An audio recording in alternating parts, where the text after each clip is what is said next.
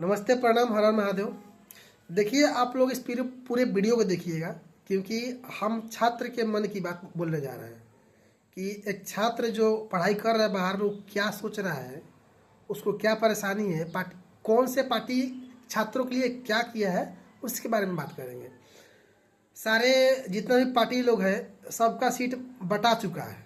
ठीक है, अपने रक्सौल विधानसभा क्षेत्र से कांग्रेस ने श्याम बिहारी प्रसाद को उतारा है, और जान सुराज ने भुवन पटेल जी को, और बीजेपी ने प्रमोद कुमार सिन्हा को। तीनों चेहरा आपके सामने हैं और हम छात्र आपके सामने हैं। तो देखिए, वोट आप लोग उसी को करिएगा जो पार्टी आपके बच्चे के भविष्य को लेकर चिंतित है, आपके बच्चे के नौकरी के बारे में बात करता हो, उसके रोजगार के बारे में बात करता हो। आप लोग वोट उसी को कीजिएगा। मैं तीनों पार्टी के बारे में बात करूंगा, जन सुराज के बारे में, आरजेडी के बारे में, जेडीयू और बीजेपी, चारों के बारे में। देखिए, पिछले 5 सालों से गठबंधन में सरकार चल रही है, समझे, नीतीश जी का और मोदी जी का। देखिए, इन 5 सालों में कुछ 17 महीने तो तेजस्वी यादव रहे हैं, तो वे अपने दावा ठोक रहे हैं कि हमने 17 महीने में 2-3 लाख नौकरी दिए हैं। बात सही है, दिए हैं तो कह रहे हैं, ठीक है। और उसके बाद से सिलसिला हुआ नीतीश बाबू का। तो नीतीश बाबू ने जब सोचे कि वो क्रेडिट तेजस्वी यादव लेके चल गए हैं, तो थोड़ा महीने 2 महीने में वो धड़ा वो भी नौकरी दी है। अच्छी बात हुआ। लेकिन भाई, नीतीश जी के सरकार में परेशानी ये है बच्चे को कि नौकरी तो थोड़ा बहुत आ रहा है, ठीक है, लेकिन उसका समय पे एग्ज़ाम नहीं हो रहा है। 4 साल 5 साल लग जा रहा है। और दूसरा बात है कि उसमें पेपर लीक है, बहुत बड़ा समस्या है। वैकेंसी तो दे रहे हैं, लेकिन आप पेपर लीक करवा दे रहे हैं पैसे के लिए, क्योंकि पैसा हमको मिलना चाहिए। करप्शन इस स्तर का है। अब दूसरा बात कि इनके सरकार में स्कैम चल रहा है, वैकेंसी में, बहाली में स्कैम चल रहा है। मतलब जो बहाली आ रहा है ना नौकरी के लिए, उसमें स्कैम आ गया है। संविदा वाले को फोकट में ना था, फोकट का मलाई खाने के लिए 25 नंबर दिए जा रहे हैं। कहने का अर्थ ये है कि 100 नंबर का एग्जाम हो रहा है, तो अगर हम 100 नंबर में 90 नंबर लाते हैं, चाहे सपोज कीजिए 100 नंबर में 100 नंबर हम लाएं, लेकिन संविदा का कर्मी जो है 75 नंबर लाएगा, तो उसका नौकरी होगा, मेरा नौकरी नहीं होगा। इस स्तर का स्कैम चल रहा है। तो आप सोच सकते हैं कि आपका जो बच्चा बैठ करके पटना में, मोतिहारी में, मुजफ्फरपुर में बैठ के तैयारी कर रहा है, तो उसका क्या हाल होने वाला है। बिहार एसएससी में ऐसा स्कैम आ गया है। किसने बनाया, किसने नियम बनाया? तो उस सिस्टम में उच्च स्तर पर अगले जो सीट पर बैठा हुआ जो अधिकारी है, उसी ने तो बनाया है सिस्टम। किसने बनाया है? मुख्यमंत्री का मोहर लग गया, उन्होंने जारी कर दिया नियम कि ऐसा नियम लागू हुआ है। ऐसा है तो सोच लीजिए कि हम लोग साले मोतिहारी में चाहे पटना में बैठ के पढ़ते पढ़ते बुढ़ा जाएंगे, लेकिन नौकरी नहीं होगा, क्योंकि स्कैम आ गया है भाई। स्कैम चल गया ना 25 नंबर का। जो संविदा कर्मी है उसको 25 नंबर एक्स्ट्रा दिया जाएगा, फोकट का, जबकि वो नौकरी कर रहा है। संविदा कर्मी किसको बोलते हैं? अरे कॉन्ट्रैक्ट बेसिस पर जो बहाली होता है ना, कॉन्ट्रैक्ट पर बहाली, किसी बच्चे को कॉन्ट्रैक्ट बेसिस पर बहाली दे दिया गया, उसको नौकरी दे दिया गया, आइए काम कीजिए, तो काम करिए रहा है, तो रोजगार में हिले है, तो उसको सीट, उसको मतलब जो रोजगार में है उसको आप परमानेंट कीजिएगा, एक्स्ट्रा उसको बेनिफिट दे करके। कहाँ का तरीका है?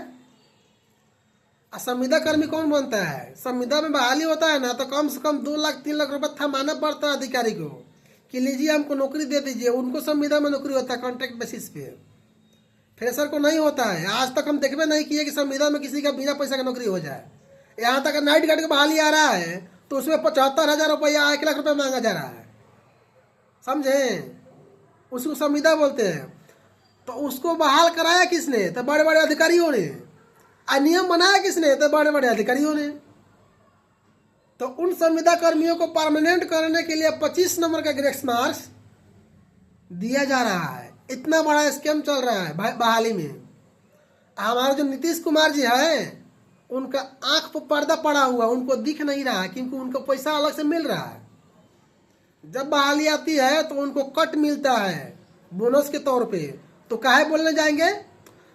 दूसरी बात, हमको लग रहा है कोई चीज़ गलत हो रहा है, लेकिन हम उसका विरोध करने जाते हैं उन अधिकारियों के समक्ष, उन कार्यालय के समक्ष, तो नीतीश बाबू की जो है ना फौज डंडा लेकर के पड़ जाती है छात्रों के पीछे, मार के माथा फोड़ देती है, टांग तोड़ देती है, बच्चे मर जाते हैं। आपने देखा होगा बीपीएससी का जब प्रोटेस्ट चल रहा था, आंदोलन चल रहा था, उन कपकपाती ठंड में वाटर कैनन छात्रों पर चलाया गया था। ऐसा लग रहा था कि छात्र क्या है, आतंकवादी है। ऐसा ट्रीट किया जाता है नीतीश कुमार की सरकार में, छात्र का एक भी बात नहीं सुना जाता है।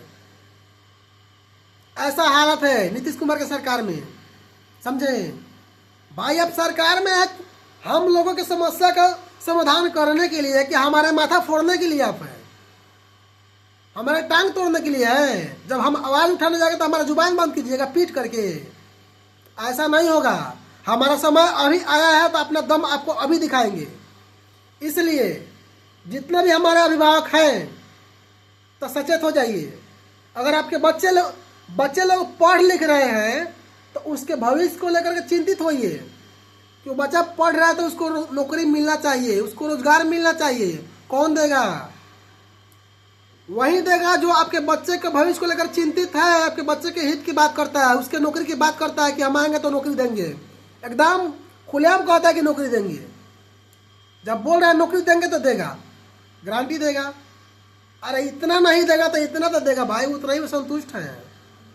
व्यवस्था सुधरना चाहिए। इतना सालों से 20 सालों से हमारे नीतीश कुमार जी बिहार में है, आज तक एक भी फैक्ट्री नहीं लगा हुआ है। सारे मजदूर बाहर खटने जाते हैं, कमाने जाते हैं। 10,000 रुपया महिलाओं को बांट रहे हैं, ठीक है, अच्छी बात है, बांटिए। लेकिन 5 सालों पर ऐसा काम कर रहे हैं वोट लेने के लिए, वहीं 10,000 बचा करके कोई छोटा मोटा कारखाना लगवा देते हैं। जिले स्तर पे, अनुमंडल स्तर पे छोटा मोटा कारखाना लगवाते हैं। भाई हमको 5 साल पर 10,000 नहीं चाहिए, हमको महीने के 10,000 चाहिए ताकि हमारा परिवार चल सके, हम अपने परिवार को 2 टाइम का रोटी खिला सके, समझे। ऐसा काम करना चाहिए आपको, ना कि 5 साल पर 10,000 दीजिए महिलाओं को रोजगार करने के लिए। साला पुरुष को रोजगार का कोई ठिकाना नहीं है, आप महिलाओं को रोजगार करवा रहे हैं। जिसके रहने का कोई ठिकाना नहीं है, जिसके पास 2 धुर जमीन नहीं है, वो अपना रोजगार बिजनेस कहाँ चालू करेगा, बोलिए। तो इस प्रकार का है, देखिए। और हमारे दूसरी तरफ है युवा नेता तेजस्वी यादव, जो एकदम खुलेआम बोल रहे हैं कि हम युवाओं को नौकरी देंगे। रोजगार की बात तो कर ही रहे हैं, लेकिन नौकरी की बात कर रहे हैं कि हम 20 महीने में नौकरी देंगे। कुछ तो सच्चाई है यार। आखिर कह तो रहा है ना सामने आकर के हम देंगे, एकदम खुलेआम कर, सीना ठोक के कि हम नौकरी देंगे युवाओं को, समझे। रोजगार की बात कर रहा है। गए थे पटना में, पूरे छात्रों से मिले हैं, वादा करके आए हैं छात्रों से कि हम नौकरी देंगे। वैसा नेता हमको चाहिए जो युवाओं की समस्या को समझता हो। बोल रहा है कि संविदा को हम एकदम सरकार में आते खत्म कर देंगे, संविदा नहीं रहेगा। तो जो हमारे समस्या को सुन रहा है, हम उसको ना वोट करेंगे, किसी जुमलेबाज नेता को नहीं देंगे। देखिए पार्टी आप लोग नहीं खेलिए कि इस पार्टी को वोट देंगे, उस पार्टी को वोट देंगे, हम इस पार्टी का आदमी है, उस पार्टी का आदमी है। किसी पार्टी के आदमी आप नहीं रहिए। कोई पार्टी आपके लिए कुछ करने चल नहीं रहा है। कोई पार्टी जो है ना आपको बदन का कपड़ा नहीं लगा देता है कि लीजिए पहन ले जूता मोजा, हमारे पार्टी का आदमी है तो हमारे काम कीजिए, पहनिए 2 रुपये लीजिए। ऐसा कोई करता है? नहीं करता है। जब चुनाव आता है तो आप लोग पार्टी करने लगते हैं। ऐसा कुछ नहीं कीजिए। हमारा जो समस्या है, मूलभूत समस्या है, उसको ध्यान में रखकर अपना काम कीजिए। आपका समस्या है, आपके बच्चे को समस्या हो, उसके समस्या को ध्यान में रखकर आप काम कीजिए, वोट दीजिए उसको। आपके समझ में नहीं आ रहा है तो आपका जो बच्चा पढ़ रहा है तो उसका बात मानिए कि वोट कहाँ करना नहीं करना है। यदि आपको नहीं समझ में आया, क्योंकि वो तो जुड़ा हुआ है, सारे न्यूज से अपडेट है, पूरे दुनियादारी को समझ रहा है। देखिए मैं जॉन सूराज की बात कर रहा हूँ। जॉन सूराज अच्छी पार्टी है, सब चीज़ के एजुकेशन का बात कर रहा है, फैक्ट्री खोलने की बात कर रहा है, करप्शन की बात कर रहा है, लेकिन एक चीज़ उसमें मिस किया है। कहीं कहीं भी नौकरी की बात नहीं कर रहा है, नौकरी देने की बातें नहीं कर रहा है। भाई हमारा उम्र बीतता जा रहा है नौकरी के लिए, अगर पार्टी आता है नौकरी नहीं देगा तो हमारा जीवन तो व्यर्थ ना है, हमारा पढ़ाई लिखाई सब व्यर्थ ना है। रोजगार के लिए हम थोड़ा पढ़ाई किए हैं, ठीक है रोजगार दीजिए लेकिन नौकरी भी तो दीजिए, इसका वादा कौन करेगा?